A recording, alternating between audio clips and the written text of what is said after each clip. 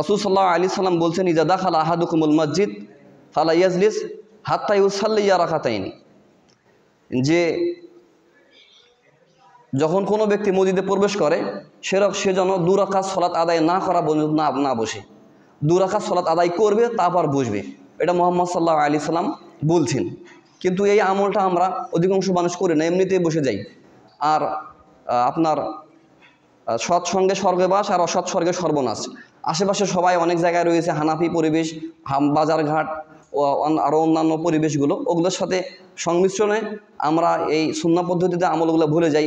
এখান থেকে হানাফি মসজিদে গেলে ওরা যখন যেমন করে পড়ে আমরা ওই রকম করে পড়ি, যার কারণে আমাদের এই সমস্যাগুলো হয়ে যায়।